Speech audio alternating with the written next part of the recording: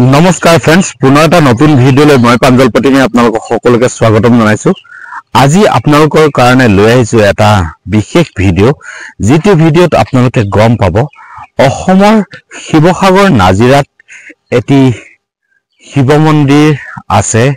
সেই মন্দিৰ ভাগৰ নাম হৈছে অগ্নিনাভ শিৱ মন্দিৰ।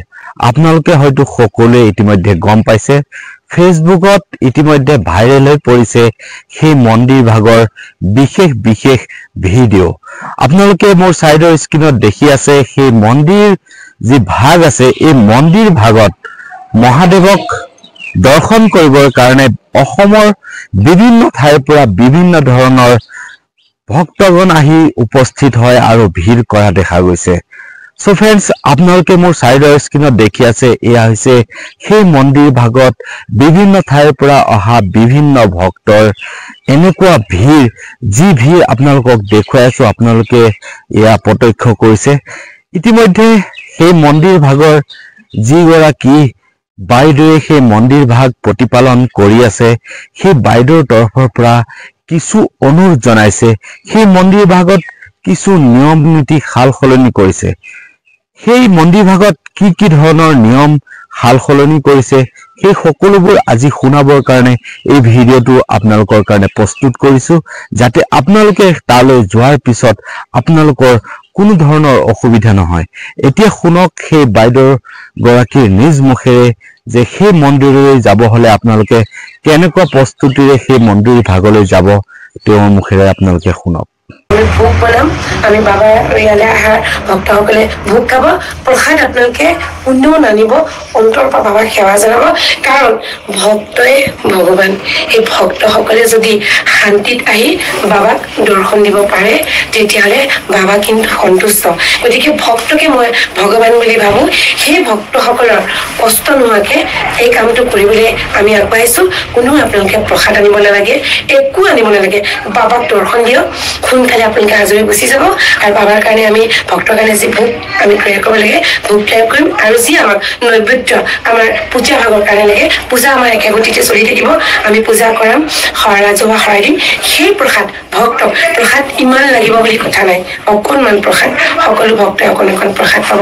আৰু বাকী যিসকলে ইয়াত দোকান দিছিলে, প্ৰসাদৰ দোকান, তেওঁলোকে প্ৰসাদৰ দোকানৰ বদলি আন কিবা খোৱা বস্তু কিবা দোকান দিয়ক লাগিলে, যাতে তেওঁলোকে আহি পেলাই তেওঁলোকে কিবা এটা খাব পাৰে। কাৰণ আমাৰ সময় যথেষ্ট সময় দেৰি হৈ যায়, তেওঁলোকে কিবা বেলেগ খোৱা বস্তু কিবা এটা খাওক, বেলেগ এটা ৰাস্তা আপোনালোকে উলিয়াই লওক। কাৰণ এই বস্তুটো আমি ফেব্ৰুৱাৰীৰ 1 তাৰিখৰ পৰা আমি বন্ধ কৰিম। তাৰ পিছতে আমি মন্দিৰ ভাগ আমি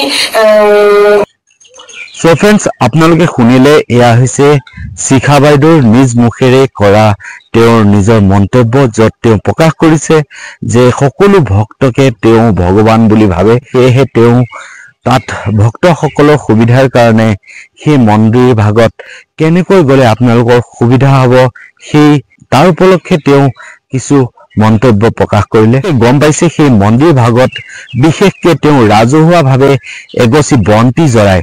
যি গছ বন্তি আপোনালোকে মোৰ চাইডৰ স্ক্ৰীনত দেখি আছে, এই ধৰণে তেওঁ প্ৰত্যেক দিনাখনেই সেই মন্দিৰ ভাগত এভাগ ৰাজহুৱা বন্তি প্ৰজ্বলন কৰে।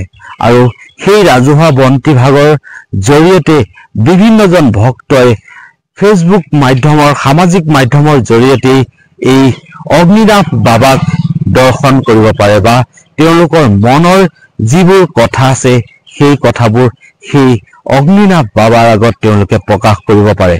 এয়া বাইদেৱে আচলতে সমাজৰ বিভিন্নজন ব্যক্তিৰ, অৰ্থাৎ যিসকল বাবা অগ্নিনাভক ভক্তি কৰে, অৰ্থাৎ তেওঁক পূজে, তেওঁলোকৰ সুবিধাৰ্থে এয়া বাইদেৱে সদায় এগছি বন্তি প্ৰজ্বলন কৰে।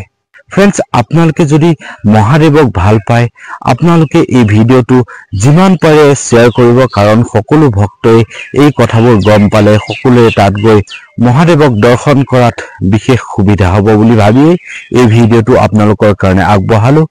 আশা কৰিম আপোনালোকে এই ভিডিঅ'টোৰ জৰিয়তে উপকৃত হ'ব, আৰু আপোনালোকেও এই ভিডিঅ'টো শ্বেয়াৰ কৰি আপোনালোকৰ লগৰ, যদি আপোনালোকৰ কোনো ব্যক্তি তালৈ যাব বিচাৰে তেনেহলে তেওঁলোকেও সুবিধা পাব বুলি আশা কৰিলো ভিডিওটোত এটা লাইক কৰিবলৈ নাপাহৰিব আৰু আপুনি যদি প্ৰথমবাৰ কাৰণে মোৰ চেনেলত আহিছে তেনেহলে মোৰ চেনেলটো সাবস্ক্ৰাইব কৰিব আৰু ওচৰত থকা বেল আইকনটো প্ৰেছ কৰিবলৈ নাপাহৰিব আৰু ফেসবুক পেজত যদি চাই আছে তেনেহলে পেজখন ফলো কৰি দিব আকৌ লগ পাম এটা নতুন ভিডিঅ আজিলৈ আহিছো ধন্যবাদ জয় অসম জয় হিন্দ